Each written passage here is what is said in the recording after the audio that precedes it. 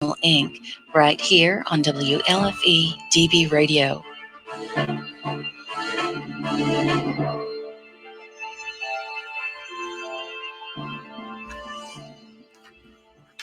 Well, hello, everybody. Welcome to episode 23 of Step Into the Paranormal.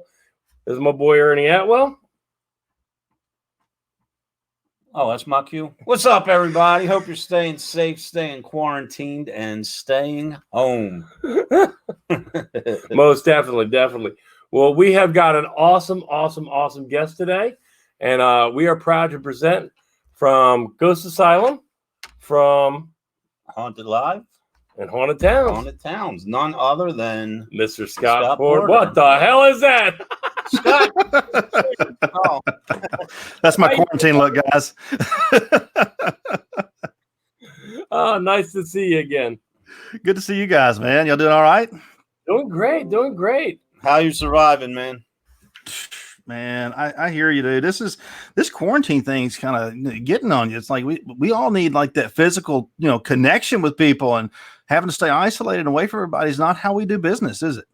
Right. Yeah. Amen, brother. I mean, I'm so used to being just with people around, and working from home is kind of getting old. I can imagine. And you get to hang out with Ernie. There you go. Hey, what more could you ask for, right? My biggest thing, man, I miss going to my favorite restaurants. That's what's killing me. Oh my gosh, isn't that the truth? It's so funny because I travel all the time, and I know these little places where I go and try to hit up when I'm on the road. And so like I had these flights. I'm like, oh my gosh, I remember this one restaurant down here in Dallas, Fort Worth, area. I'm gonna go down here, I'm gonna stop there, I'm gonna eat there, and then go and fly on out to Cali and do whatever I had to do. And then all of those plans changed. And so now I'm going back and I'm trying to reschedule some of this stuff and look at the flights. I can't get a flight through DFW now to go where I've got to go. So it's like I'm going to miss out, but I'm ready to get back. Oh, yeah, no doubt. Hey, I got to tell you, though, I'm going to say this, Scott, before I forget. Mm-hmm. This year when we're at the Gettysburg Bash. Yes. We stay at the Wyndham. You got to go down to that bar restaurant and try their cheeseburger. Oh, yeah. Oh, the one right there in the parking lot? No. Inside. The little bar. One inside. Yeah, the bar restaurant. I've never gone in there, Nate.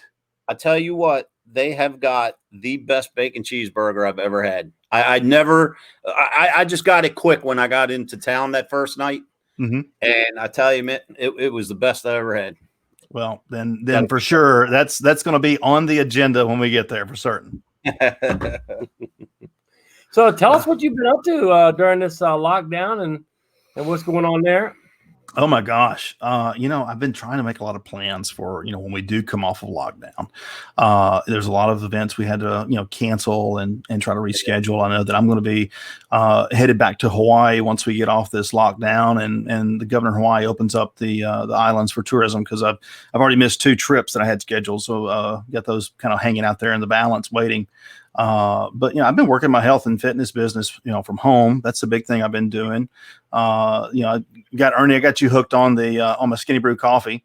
Man, I tell you what, Scott, not because you're live with us, but man, that was the best decision I've made. Yeah, he brought some over. It's good. I could go on. We could make a whole episode about how that coffee has made me feel. Hey guys, if you look at the banner down here, I threw out. If you want to get some of the coffee, I'm telling you. It's good. That's awesome. Yeah, just hit me up, man. If I can tell you all about it when we can talk together. If anybody's that are listening that wants to hit me up and ask me questions about it, I can tell you all about it. But I've been doing that. There's been I was going to try to do some stuff and put it out there on social media, some investigations, locally, and try to put some out there that was elsewhere. But when all this stuff hit, I mean, it kind of killed every single plan that we had. So, it's we have to back up and kind of punt a little bit and make a different type of plan. One of the big things that I was working on too was my Porter on Point on Facebook, and it was a paid group, but I kind of suspended that for right now. But I wanted to. One of the big things I always heard people talk about was how they couldn't afford or they couldn't get out to go to do investigations, and so what I wanted to do was broadcast those from a POV standpoint so that people could go on an investigation with me. And so I started having that set up, and then all of this stuff hit. Of course, now everybody else is trying to do those type of investigations, but that was one of the things I was trying to work on, and I'm still going to get that going because I've got a really unique idea to put out there. So I can't wait till we get back to where we can go around and visit all our favorite haunts and share some of our experiences. We actually were involved in 6 events alone just this month that all had to get postponed, and then of course we had 2 residential cases come our way that was out of town. Can't go to either one of them. I know we can't leave the state, so we turned them over to teams that we know that's in the the state of where the clients are. So right. But, I wonder, and someone posed this question to me, and I'm going to pose it to you guys, and we can ponder this for a moment. Explain to Dave what ponder means, Scott, real quick. Wait a minute, let me think about that one. Okay, there you go. I love it. So someone asked me the other day, they said, do you think that the coronavirus and what it's doing to us has had an effect on paranormal activity around the world? I do. Absolutely. Okay. And what is your theory on that? Age before beauty. Oh, wait, I'm over. I think, you take some locations, like we host a lot of events at certain mansions and locations for public investigations. And I think some of the spirit that is there, you can tell based on the energy of the group that we bring in. My personal opinion is that the spirit there enjoys the interaction, especially the attention. And, when you're at a location, once a month, twice a month, I think the spirit realizes that. You understand what I'm saying? Right. And with all these places being vacant now, it's kind of like, hey, what about us? We miss you guys too. Because a lot of the places we go to, we may hold an event and 3 months later go back again, and you're with a whole new group of people that's never investigated, or some that are amateur investigators, and you kind of get the same results each time. So it leads us to believe we're contacting the same people. So I think spirit actually looks forward to that. I agree. Especially the ones that make themselves known, or more along the intelligent realm, that communicate with us. Yep. And I've been posting the comments as we go to some people who are responding to that question. I see that. Yeah. What as you start thinking about that, and you think about spirit energy, I was just sitting there thinking, I was going to try to look it up while we're sitting there talking. But we investigate to communicate with those that have passed on, with those energies that are left behind. And you think about the total number of current deaths that have occurred in such a short period of time around the world.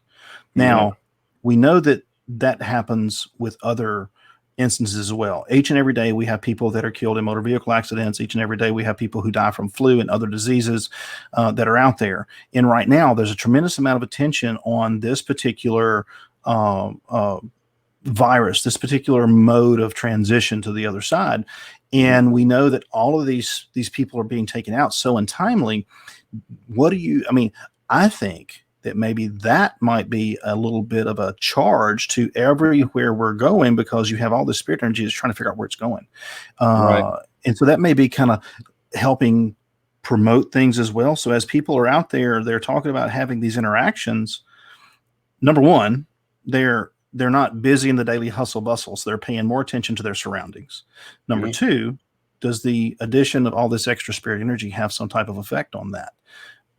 Maybe that's an investigation to do as we get going. It's almost like an overload of energy going to the other side all at one time. Yeah, possibly. Could it be? Exactly. That's very interesting way to look at it. Yeah, you know what I mean. Much so. Yeah, because my first thought went toward maybe the spirits at these locations are like, man, where the hell did everybody go? Where'd you go? Right. It's showtime. There's nobody Did they all here. die? Yeah. Yeah. Did the apocalypse happen and we miss it? I'll tell you this, Scott. I never imagined that we'd ever, and we talked about this on the phone last week. I never imagined we would see something like we're experiencing now. No. Mm-mm. You know what I mean? Because my first thought goes back to, like, I can remember a story that my grandfather told me. His older brother passed away in the very early 1900s simply from catching pneumonia playing in a soccer tournament. Mm-hmm. You know, our common everyday things that we had, flus and pneumonia and colds, people back then, it was kind of normal to die from it. You know what I mean? And right. Yeah. as far as we've advanced in technology and everything, Yeah. who thought that something would take over the world? Like, it's such an alarming rate. Right. It's incredible. And how fast it's literally shut down the entire world. Mm-hmm.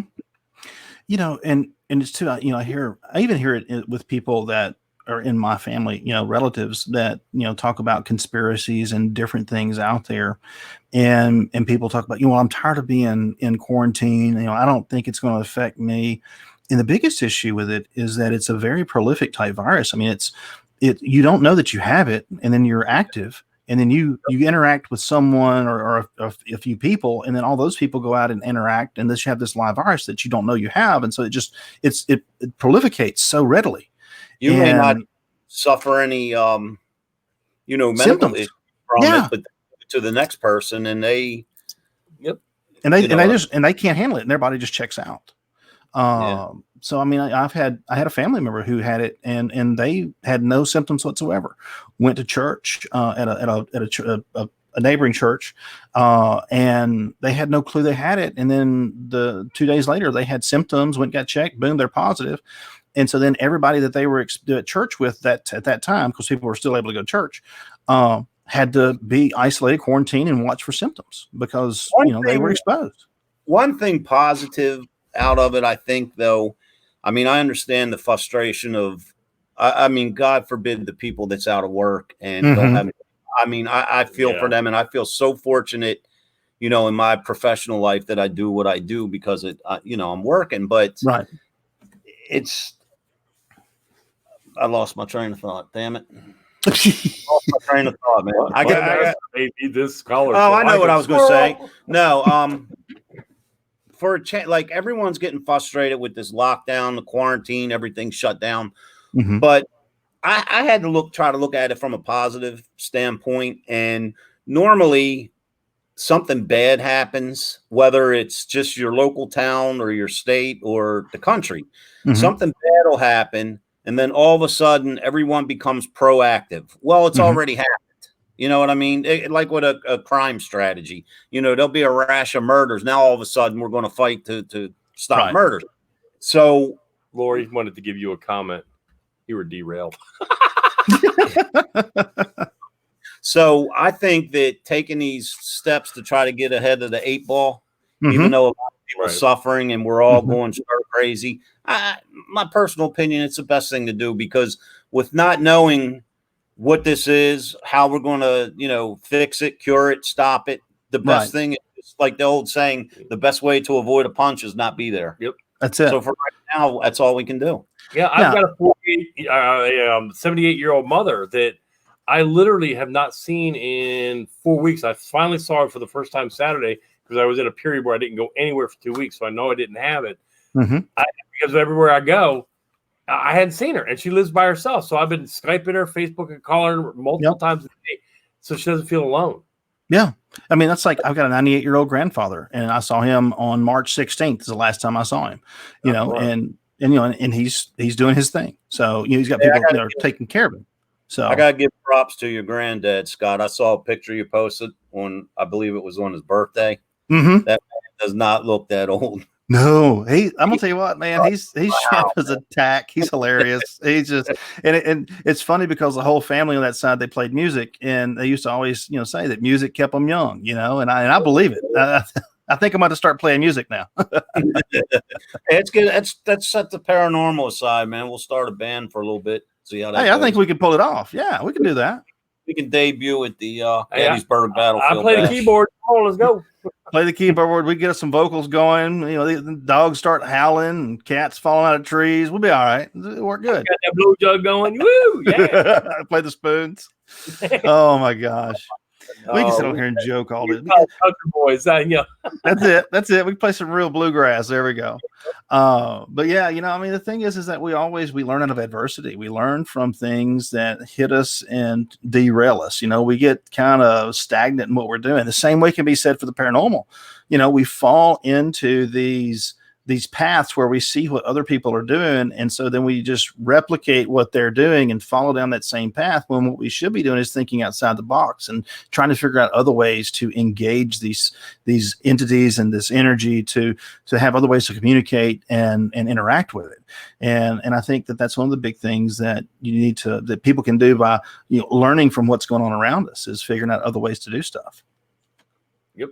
I think we get our best reaction, you know, like whether we're doing like a seminar or leading an investigation or we're actually on a real, like a residential case.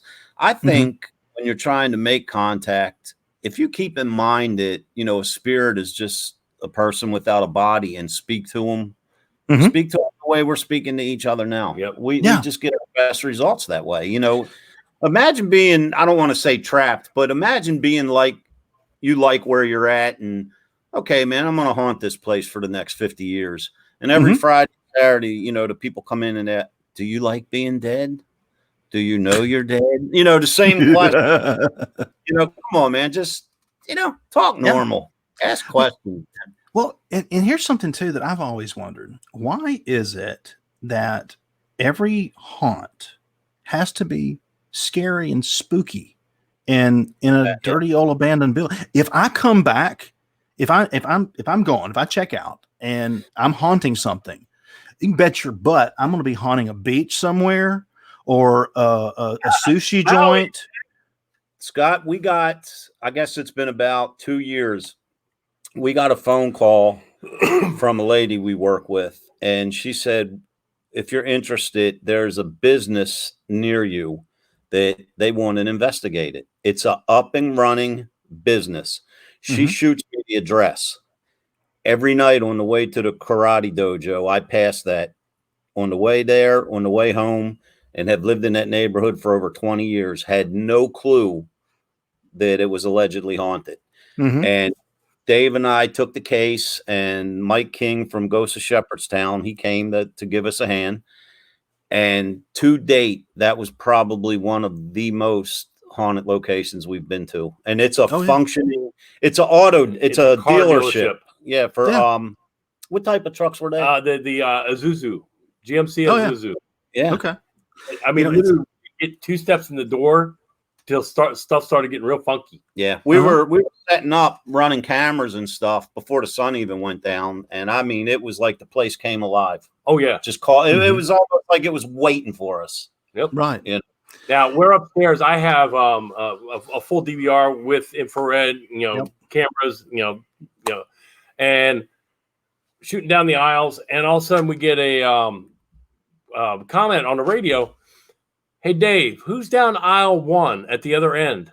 And I'm looking down there, and you can see something going like that. And I'm like, no one. And you can see the little running man on the DVR. They're like, somebody's down there. And I'm like, no one. We had, I decided to take a break and just watch the monitors for a while. So Mike King took a radio and he went on back into the area where they work on the vehicles. And I was watching in real time a shadow walking behind him. Okay. Right. And he was the only one back there. As I pick up the radio to contact Mike, he just happened to key up and say, hey, watch the monitor where I'm at. I got footsteps directly behind me. But, it was so dark and he didn't want to, light the place up. But that was a case that took us off guard. Yeah. I mean, it was. Yeah. Because I even told Mike, I said, hey, look, man, I know this is like a 2.5 hour drive for you, but we're not expecting much. You know what I mean? And Man, did that prove us wrong? That's funny because that's when it hits. Give us your creepiest, your wildest, your off the planet where you want to turn around and hit the bricks. Oh my gosh. They're all so unique. And I think that the ones that really stir me internally are those that have some type of feel like some type of personal connection. Hawaii is always something that's very spiritual for me when I get there. The energy there is so it's ancient, it's very strong, and it's a very personal feeling. I mean, I've had Steph and I, of course, we go there. We have dreams that are where we hear phrases and words that are in ancient Hawaiian, which is the language that's no longer spoken. And we'll go to the kahuna that we know there and tell them what these phrases are or these words. And they'll look at us very strangely and say, where have you learned that? And well, we heard it in a dream. And they're like, well, that's the ancient language no one speaks. That's not University Hawaiian. And so that's really cool. I have been on a journey and researching my history and my genealogy for several years now. And one of the most profound experiences that I had was at the Dunlora Inn up in Virginia. And we were there doing an investigation, and we were expecting to interact more with Confederate soldiers or someone who was connected to the building. And somehow Steph and I got on the conversation, and she brought up the fact of let's see if there's maybe a Native American connection here. And so what we did is, me having lived in the area in the Richmond area for some time ago for 6 years, I knew that some of the tribes there were Powhatan and Monacan and different types of tribes that were in the area, the Iroquois, the Cherokee too. And so we decided to start playing different types of Native American music to see if we could get an interaction. Nice. And we played Iroquois music and a chant. And I was standing there and had some meters around my feet. I had a couple K2 meters, and Diana just said that was a great night. Yeah, that was awesome. But I had these meters around my feet, and all of a sudden I just felt this chill. And when I felt this chill, I kind of shivered, and the meters around my feet all lit up. And so Steph had said something to me about, so did you see that, or did you feel that? And I was like, I felt something. I wasn't sure what it was. And she had told me, she said, well, what I was able to see was a Native American warrior walk up to you, look you in the face, and call you brother. It's like, okay. So at that point in time, I didn't know a whole lot about my background, and I'd hit a roadblock. And so she said, why don't you go and isolate yourself away from everyone else on the landing at the top of the stairs? And we had a building full of people. So we took and we scattered everybody for the event. We put them all in different parts of the building. And we said, just let us know if you experience or you see anything. And so I got down on that landing. There were people back behind me on the landing up from me. And we started playing the music again. And as the music played, I could see at the bottom of the stairs this shadow start to form. And the only way that I can describe the shape of this shadow is if you've seen the movie The Krampus. Now, not the scary face, but the shape and outline of the hunked over body with the drape over it. Just that shape started to appear. And it started getting bigger and bigger and bigger. And if you ever experienced the Native American spirit interaction like that, they're very large in stature, namely because they're very strong and they're very connected to the land. And a lot of people will confuse those spirits with other types of negative energies, like elementals. And I said negative, I use the term loosely, but elementals just interact differently. But as this thing started to materialize, it got bigger, and I could actually see the feathers coming out of the head of it. And as it started getting more and more defined, it was coming up the steps toward me. And I didn't feel threatened. I just felt like I needed to back up and give it room. And so as I backed up against the wall, I could feel the tips of my fingers getting ice cold. And the only way I can describe the sensation is if you had a string down each finger and up into your hand, into your arm, and someone was taking those and pulling them out slowly. Ooh. So it wasn't a painful sensation. It was just a very awkward feeling of sensation, but it was like both of my hands. It was like there was something was pulling those strings toward it. And, like I said, I didn't feel threatened. I felt like it had a message for me. And so the lady over my shoulder, this happened to be her first paranormal investigation. Kick something. The first paranormal investigation that she had been on, an event. And she was actually drugged there by her friend. And so when this thing, as it materialized, she's standing over here. She screams, like she lets out this blood-curdling scream. And this entity stops, and you can see its head kind of turn like this underneath that thing. It kind of turns and looks up at her. And then it turns back and turns and goes through the wall. Well, when it went through the wall, on the other side of the wall, there's a servant staircase, and we had people that were positioned over there. Well, those people started screaming. Some of them literally ran out the front door of the building because when the thing went through, they saw it too. So that was really, really cool. So after everybody kind of got settled down, the lady who screamed, I said, "What did you see? You know, what was it that made you, that scared you so much?" She goes, "The thing was huge. It was just big and weird looking and feathers coming out of its head." And wow. Like she described it to a T. And I was like, "Oh my God, you saw it too." Right. So it wasn't too long after that. And like I said, I felt like it had a message for me, and I wasn't really sure what it was.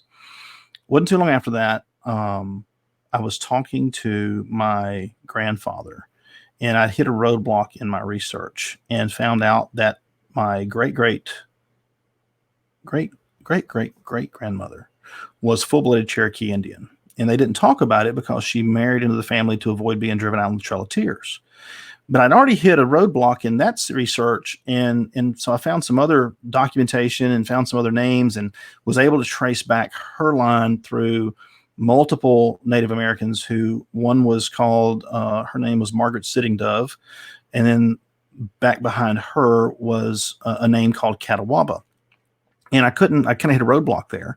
But then as I started digging, I found that Catawba was also known as Hanging Maw. And when I Googled Hanging Maw, I found that there were pages and pages of information, and he was the actual chief of the northern tribes of the Cherokee Nation. Wow. So that would make me a descendant of a chief, but also his wife, they called her Betsy Raven, and she was the daughter of what would be considered the emperor of the entire Cherokee Nation. So she was a Cherokee princess. So I often wonder if maybe that interaction was not one of the most personal interactions to get me to do that extra research and to find out what, maybe start looking and figure out what the next steps are as far as to be able to bring information out to the world. So that would probably say that was probably my most profound investigation that really, stands out to me. That, and then the dreams in Hawaii. Let me ask your opinion on this, Scott, and this goes along with what you're saying. We've had cases or leading groups, and like, for example, we were leading a group at a location in Gettysburg. So now the crowd, they automatically think, any responses we get with whatever piece of equipment we're using, it's going to have to do with a battlefield or, a Union or Confederate soldier or injury in battle or whatever. And a lot of times the cases will turn personal, to just like you're saying, toward one person. And I had a gentleman one night, he was from some team somewhere, but come down to investigate with us. And he asked me, he's like, "Why is this happening?" And I said, my theory on it is, let's suppose Dave here, I don't really know Dave, and he's teetering on the fence whether he believes or he doesn't believe. So, he pays his ticket money and he comes to an investigation. He's going to investigate. He wants to find out something. Well, suppose someone has, like you said, a message or something that needs to get to Dave, or something that Dave needs to know. what better time than when he's in that zone? Yep. Correct. You understand, to get that, because his mind, in my opinion, his mind is open. He wants a message. He wants to hear or see or find out something. So I think sometimes spirit uses that exact time. You know what I mean? Hey, it's go time. Let's get our message across now. He's ready. Right. You know. And I think that that's really something that does happen, because people get to that point and they do want to have that interaction. They do want something to occur to validify the theory or thought process that they have. And so they do open themselves up. I also have, and I really want to test this out, because even us as living entities, we are a biological home for spirit energy. That's what we are. Mm-hmm. And we can, as spirit energy containment devices, we move around. We have this solid mass or matter that we walk with. But as investigators too, we get into an investigation and we're using these methods of investigation that we have, and we'll call them modern for the lack of a better word, because they are modern. They're electronics. But when you get people in a room and everyone is wanting that interaction to happen, we're all sitting there and we're thinking, we're going to ask this question, and someone asks a question, and we're all thinking of what it's going to say. We know that this person who lived here, who we think haunts this place, their name is George. And so someone asks a question and says, can you tell us your name? And then everyone in that room is thinking George so intently and so strongly that perhaps their own energy comes together somehow to create this disembodied interaction that is manifested based on their personal energies and not necessarily the spirit that has come into interaction with them. See, we tried that experiment, something similar, in 2017. Every year we participate in world's largest ghost hunt. Mm-hmm. And Scotty Rourke and Brian Cano came up with this experiment where I think that year we had 151 locations that we're investigating simultaneously. Like 23. Now nothing was scripted, but what they did was, those that were leading the investigation at each location, they gave us a series of 3 questions. Mm-hmm. Okay.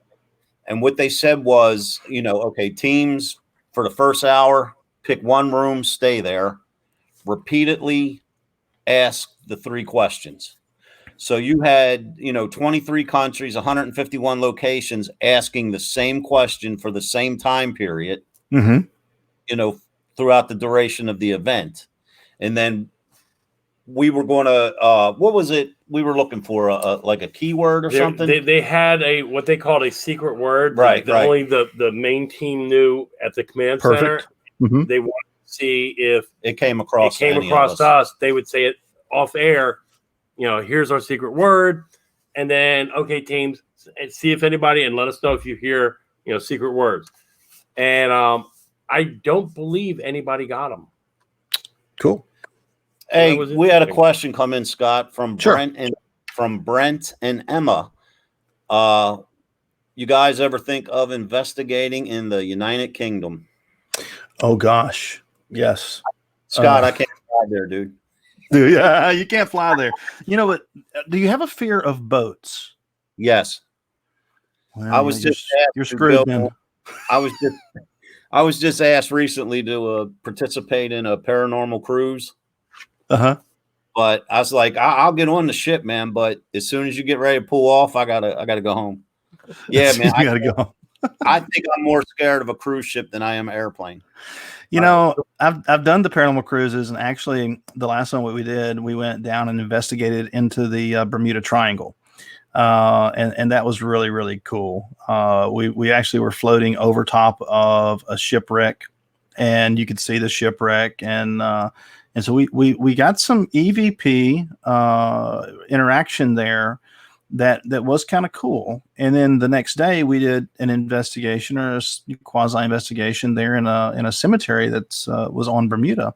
And we got some of the same information again coming through some of the spirit communication devices we were using. And so it was really unique to see that we found that there was words that came through when we asked certain questions that I wouldn't have thought of.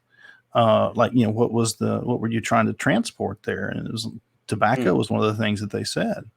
So it's kind of interesting to hear, those words come through and stuff that you wouldn't think of. I was thinking treasure, gold or whatever, And I can't remember, there was some other stuff too. I've got it wrote down, but I can't remember what it was now that came through that was really unique to Bermuda that I didn't know at that time until I spoke with some of the locals and found out what those things meant to them. So that was kind of cool, investigating over a shipwreck. Somebody just commented, like I said, you can't be eaten by a shark on your couch. Well, I don't know. Have you seen Sharknado? I knew you was real into that, man. What? I can't do it, man. All right, we got an interesting question, Wendy Clark.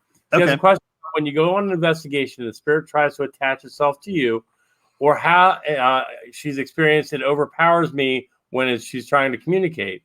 And why is it only know how to get her attention? Why do you think the spirits pick out certain people to do that to? And if this question makes any sense. So basically saying why a certain person to. Right, go ahead. She's trying to figure out, why a spirit chooses to attach you and try to communicate with specific people, do you think? There's multiple answers to that. It could be some type of personal connection. It could be some type of opening. Maybe perhaps you're open in a certain way that spirit needs to communicate with you, or it just maybe, who knows? Maybe it's a random thing that says, "Hey, I'm going to try to communicate with this person, interact with them," because of how open they are. I know that one of the things that people ask me all the time is, how do you keep something from attaching to you when you leave a location? Because you've been to some of the most haunted locations in the United States. And I said, one of the things that I have always done is I don't ever invite anything to go with me. I openly say when I leave a place, you don't have to stay here, but you can't come with me. And we have power over that domain. So as we say, you can't follow me. You can't come with me. You don't have to stay here. You just can't come home with me unless you want to do laundry and cook. And then we'll talk about it. But I always say that. But when I leave a location, that way it is manifested out there that there's a boundary, and you have to honor that boundary. Right. And I mean, I can't say that I haven't had things that have made an appearance in my home, because we were just talking about that earlier. But it's not been anything that, when I said, okay, you can't hang out here, you got to keep moving, that's wanted to hang around or stay.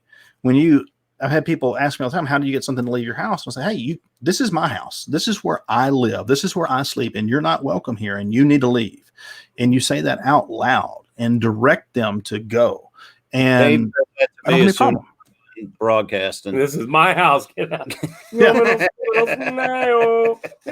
But as far as her question goes, why, I think that's there's multiple levels of answer to that. It could be something to do with how open you are. It could be something to do with a personal connection. It could be something to do with some type of historical lineage that comes through you, because you don't really realize all your connections in life until you start digging into your family tree. Right. And how many different limbs and how many different people you touch in your family tree, because they are so vast. It's an interesting thing. So it could be multiple things that cause that. Hey, I want to ask you, man, before we went live, when we were cutting up, if you don't mind, tell the story about the song we were just listening to. Oh my gosh. Yes. I think everybody get a kick out of this. That is a good one. So, one of the things you do when you go on investigations, you're with people, you have these funny little things that happen all the time, and different people do different things that just kind of, either it unnerves you or it makes you feel weird, whatever the case may be. But when investigating with the guys from TWC, and when, doing all those things on the road, even before we got onto TV, Brandon used to always, he had this little thing he would do, and he would sing this song that was so flipping creepy. Like, I could not hardly stand to hear him sing it, because he would raise his voice to an octave that was just unnatural. And then it would be real wispy. and he would sing it out there in the dark, and I would have to tell him to quit because he sounded just like Tiny Tim. That's it. That's it. No, I'm out. The funny thing is, man, actually, I got to meet Brandon and hang out for a while, in Gettysburg last year. And Yes. I can, and just in knowing him, I can see what you're saying, man. Oh my God. But he's a hell of a guy, man. Oh man, I love Brandon. He's great. I'll tell you what, he is good as gold. As far as folks out there that have a genuine interest and pure desire to understand and figure out something the paranormal, that guy right there has probably the most pure spirit investigative person that I know. I mean, he is an amazing fellow. Scott, just by the way you guys investigate and the way you are, on a personal level. Yeah. I mean, it doesn't, you know what I mean? You don't have to watch a long time. You're down to earth people. You can tell you're family kind of people. Yeah. But I got to tell you, and I wanted to bring this up, and I won't elaborate on it because I know everyone has different opinions. Mm-hmm. But, the first time years ago when I seen all you guys on TV for the first time, what got me hooked and what made me realize, hey, this is going to be my new show, is at the beginning of the show when you guys all huddle up and pray. Yeah. Right there, I was hooked. I just think it's just so amazing, especially because, I mean, we all have our different religious beliefs or whatever, Mm-hmm. but something that you don't see. And I think that just takes a genuine, honest person, and for all the right reasons. You know what I mean? And I definitely have to applaud you guys for that, man. I really appreciate that. That's one of the things that people are so scared to put it out there what their faith is. And and it's okay. Have that faith. If you want to, you should be allowed to have your faith. It doesn't hurt anyone, as long as it's not hurting anyone. Right. But to stand firm and believe in it. People, like when you talk about people saying how they get protection, it's like, do whatever you do, and believe in it. The thing with me is just like yourself, I was raised in a pretty religious family, you know what I mean? Because of my religion and spirituality and hearing stories, that's what crossed me over into the paranormal. It all stems back from my religion. And I'm about halfway through writing my first book. Oh, nice. And basically what I'm trying to do is set the tone to where my religious studies came into researching paranormal, which led to the point where to continue my research, I got to start investigating. You know what I mean? So everything I do paranormal wise, it all stems back to my religious background. I just, one of the things that I used to tell people all the time is that especially people that were what I will call a religious extremist, we got a lot of ridicule because of our investigations. Mm-hmm. And I posed a question to someone one time. I said, so what you're telling me is that you don't believe in the supernatural? No, absolutely not. I do not believe in it. I was like, then how do you believe in God? Mm-hmm. Because God is not controlled by our laws of physics, science, mathematics, or biology or chemistry. Mm-hmm. He is beyond that. The same as the spirit world is beyond that. That's why we call it supernatural, because it's beyond those boundaries.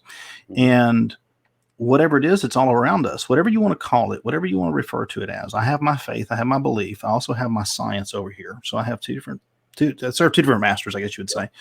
But I know what my faith is. And the science aspect of it is the research aspect of it. That's the digging in and trying to find answers. And I really do enjoy that. I enjoy trying to find those answers and trying to get those interactions and get excited when we do have that. I mean, right. We were just talking about a lamp that turned on in front of me here in my home while I was asking it, whatever it was, that was a shadow. I was like, A mist just appeared behind you, Ernie. That's an ugly miss, right? Oh, it's hey. My bad. No, sorry about that. Wait a minute. Where did that mist come from? We were my dog was trying to knock over the table, and I'm like quietly going, "Get down." You know what? I was talking to a medium friend of mine. I'm a large. You wish you were a large. I was gonna say you got to be an XL, bro. You got to be. I was talking to a medium friend of mine, and we were comparing, our different religious beliefs and yes, all that good stuff. But the funny thing is, we would bring up a topic or a case. Mm-hmm. I would give my output. She would give her output. But in conclusion, after talking for an hour, we seemed to come back to the very beginning to where all roads kind of led to an agreement. You understand what I'm saying? Right. And it was a real deep conversation because, I'm more religious. She's more science. And no matter which way the topic turned, we kind of came to the same conclusion. It kind of always, like I like to say, it always comes full circle. Yep. And it does. And the reason I believe it does is because there's no definitive answer that we can come to in this realm at this point. So I think that you're always going to make those circles around. I saw a question just pop up there about animal spirits. I saw that. And absolutely 100%. Yeah, that's what I was going to say. Is I remember when Bourbon, my old English bulldog, passed away. Probably one of the craziest experiences I've ever had that involved an animal and my son. My son was at daycare, and so they always took a nap between, I think it was noon and 2 is when they would take a nap. And so Bourbon, my old English bulldog, had been sick. He had cancer, he had lymphoma. And so that particular day, I mean, he was just having a rough time. So I knew that it was time for him to just to ease his pain. So it was time for him to be, I had to take him to the vet. And so I took my son, dropped him off at school. I came back home to spend some time with Bourbon and took care of him. And he hung out by the pond. And, we just sat there and just spent some time together and asked him if he wanted to go for a ride. And he hadn't moved in several days because he just sat there. And I said, I'm going to go inside and get a few things together and I'll be back and we'll go for a ride. And I said, we'll go see the vet. And he loved his vet. I'm talking loved the vet. I'd never do a dog to love a vet. And so I came back out of the house and there was Bourbon sitting beside the truck ready to go. So I picked him up, put him in the truck, took him to the vet, got in there. Everybody hung out with him because everybody loved him. So they were, everybody was kind of, I was really upset. And so we helped Bourbon move on to the other side. And so I brought him back out and I took him back to the house, and at the pond where he used to always go and sit and watch the pond, there was a bunch of crepe myrtles there, big old crepe myrtles. And so I buried him there. And I was like, man, I've got to figure out a way to tell my son that Bourbon's gone. And so I went to pick up my son that afternoon. And when I got there, his teacher met me at the door and she says, she was kind of wavering a little bit, and she said, did something happen with Bourbon today? And I said, yeah, Bourbon passed away today. Well, she just starts crying, like literally just crying right in front of me. And I'm like, what's wrong? She's like, I've got to tell you something about your son. I'm like, what? What did he do? Did he punch some kid? Did he trip him? What did he do? And she's like, no. She says, I have to tell you this, and you're going to think it's crazy, but I have to tell you. I'm like, no, I'm not going to think anything's crazy.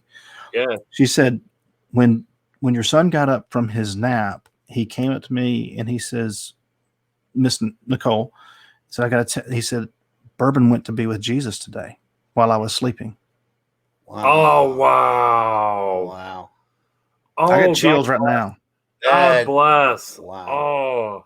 And I'm like, because that's what I would tell to, my son. I would tell him, I'd say, listen, one day Bourbon is going to have to go and play with Jesus because he won't be here with us. He's sick. Trying to prepare him for that. And yeah, straight up, he said, while I was sleeping, he said, Bourbon went to be with Jesus. That goes to show you just the strength of energy that we haven't even begun to realize yet. You know what I mean? Not at all. I mean, we talk about spirit energy in human beings, and there's been other cases where I have seen animal images in photography and different things like that. But having that experience, and when my son told that, I mean, I asked him that when I was taking him home too. I'm like, what did you tell Miss Nicole today? And he told me straight up what had happened. And I was like, and I asked him, I said, how did you know that? And he said, I just do.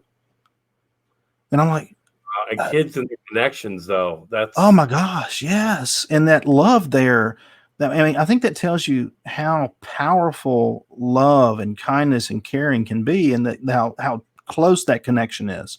But to have him do that, it blew me away. I mean, it's chill still. But yeah, because Wendy Clark, she was the one I believe that asked the question. And absolutely, I mean, I've had several experiences myself involving, dogs. And I 100% believe that, we just had Scott on our show a month or two ago, an author who is a medium to pets. Yep. He's got a whole line of books out, talking about the same exact thing. So, wow. 100% in agreement. I absolutely believe our animals can come back. Down here where we're at, I had a cat pass who had feline leukemia. And she came down here just one day, and it used to be really junky down here when I had kids, but she found a table to climb under and pass under there. And every now and then, if you get really quiet here, you can actually hear her meowing. At first, I thought it was I have another cat, and it was her. But there's times I'm holding my cat, and I'll hear meowing, and I'll be like wandering around for it. I know my cat's.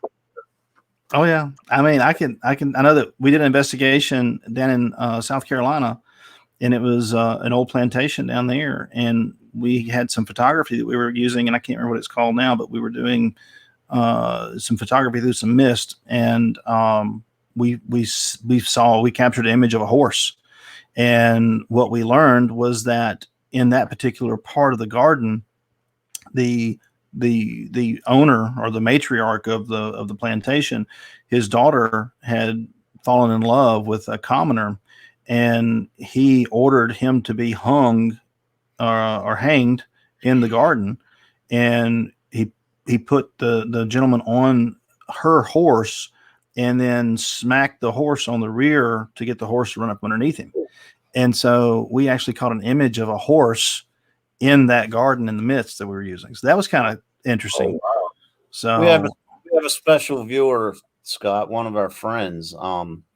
If you remember back at the bash over the summer, a friend of mine was hanging out with me, and she kept telling me, can you please take me up and introduce me to Scott? Please take me up and you and I had her picture taken with her. She was in the center of us. Christina, she's watching. Oh, yeah. Well, hey, Christina.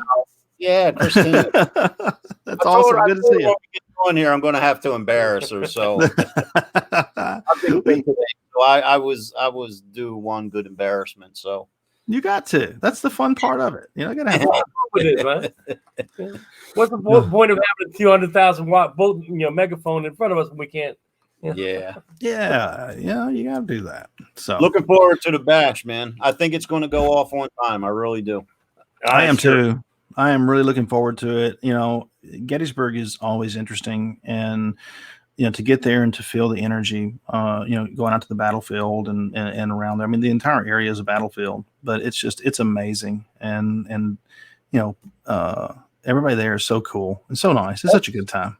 Gettysburg's one of those places. I don't care whether you're going up for a paranormal event or you're going up to go shopping or going up to get a cheeseburger, like we were talking about.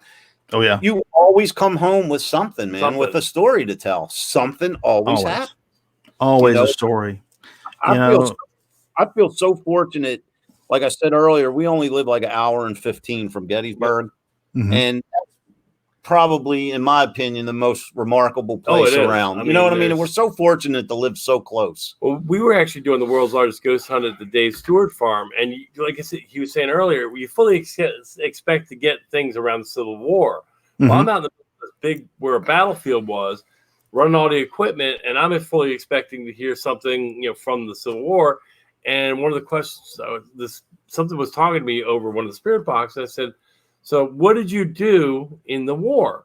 And I hear Minuteman, and I had to think about that because I'm not a historian by any means.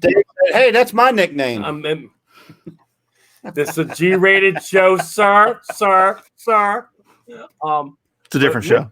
I had to think back, that's the Revolutionary War. Yeah. Mm-hmm. And so that was kind of amazing. And then I'm like, well, what happened to you? And you hear him go, I died. I'm like, how did you die? And it was like, he shot me. I said, he shot you? And then what did he do? He shot my family. I'm like, and then you hear this like wailing moan come from my speaker, like, I'm like, it freaked me out. Yeah, Gettysburg's cool, man. Yeah. That's just. I tell you what, most of my I like taking pictures. I like the old school techniques, the old school investigating. I love taking pictures, and most of my captures on film have all been during the day. Mm-hmm. You know what I mean? So, like you were saying about the old dusty, broken down location, it doesn't matter. No, it doesn't matter. No, anywhere, anytime. Because we've had recently at one of our seminars, someone asked us why we investigate at night and the lights are out. And, of course, when you're leading a group, you want to give them that spook factor. Yeah. But I mean, we just explained to them it's basically for the cameras and the equipment and why we use it. And it's better, Right. at You night. can see stuff better. But Gettysburg, man, yeah, I mean, if you actually check one of our videos from the Samuel Miller Mansion up on our YouTube channel, Ernie's actually, we had some really good activity. We have a whole bunch of equipment in this window. And Ernie walks in and just kind of takes control and says, hey, light that one up. And it would light up. Or light this one up. And it would light up. Turn that one off. And then he'd say, all right, make some sound out of that one. And he'd go, okay, stop. And it would stop. Yeah, that's a cool location. Yeah, I mean, cool. In an area this big, we had probably a REM pod, a millimeter, K2, 2 flashlights, and some motions. And they were activating on command. Yeah, it was crazy. That's really cool. Yeah, we got to do one of these days. Yeah, it's really cool though. Like you were talking about the one where you had the interaction with the Minuteman. It's funny because we go to places and we investigate, and we're predispositioned to think about a certain period of history or a certain aspect of that particular area. But I often wonder, like even there, if someone said that they were a Minuteman, maybe they didn't get shot and killed in the Revolutionary War, but maybe they came there on a Revolutionary War land grant or something, and then something happened at that location or whatever. Because we get so tunnel vision in history that we fail to think about that the history that we read or we study is the history that's written down. There is a vast amount of history that occurred that was never recorded or never written down or never handed down. And history happens all around us all the time, and we don't know all that history. But there may be something within that occurs that may come back around later, that as we're doing this, we may learn different little pieces or tidbits of information that means something to somebody who was there before that just wasn't recorded. I say we plan a trip to the UK. That's not like a plan. You know what? I want to. I've been dying to go to Ireland and Scotland. Ireland especially, yes. Yeah, UK, over there, Norway, Sweden, all that entire area. Because I did the ancestry thing with the DNA, and I've got some. My DNA goes back over to that area. Of course, it was pretty cool because actually the Native American showed up in my DNA when I did it too. So that was kind of neat to see that show up because it doesn't usually show up for people. I'm Scotch, Irish, and German, and my sister's doing the DNA thing. And apparently, we found out that my grandmother's mother was Shoshone Indian. Mm-hmm. I think it's Shoshone or something like that. But I just found that out recently. So, isn't it cool to find out information about the past that you didn't know? It's like a treasure hunt. I love it. My sister actually thinks she's found the cemetery where my grandmother's mother or grandmother, whatever she was, is buried at, but it's overgrown. So we're going to go up there this summer, hopefully when this pandemic's over, and actually do a cleanup on the graveyard. Hopefully we can get it pretty. Scott, we're going to give the last minute or two to you, man. All you, brother. Oh, man. The volume. Wow. Well, guys, listen, I appreciate you having me on. I've enjoyed it. It's always a pleasure to speak with you guys. Everybody out there listening, go check out my website. It's porterfit.com. You can follow me on all the social medias, Porter TWC, either on Facebook, Instagram, or Twitter. I spend a lot of time on Instagram. I kind of like that one. But yeah, be sure to keep an eye out for the events we'll be at too, and check us out. And looking forward to meeting you all. And for anybody that hasn't tried his coffee, man, you got to take it from me. I've been on it. It's good. Yesterday was a week. And I tell you what, seriously, man, that was the best decision I made, giving up all that junk coffee that I pumped in me all night while I was at work. That's awesome, man. I'm so glad it's working for you like that. I appreciate the plug there, buddy. Scott, we appreciate you spending your Sunday evening with us. God bless. Thank you. And I will be in touch, my friend, and we will see you in exactly 3 months in Gettysburg. Sounds good, friend. We'll see y'all. Stop up and see all of us, man. Hey, guys, thank you, everybody, for joining us this evening. And a special applause to Mr. Scott Porter. Thank you for joining. Hope you all had as much fun as we did. Scott, thanks again, my friend. Thank you, guys. Stay cool, man. Y'all too. We'll see you soon. Bye-bye.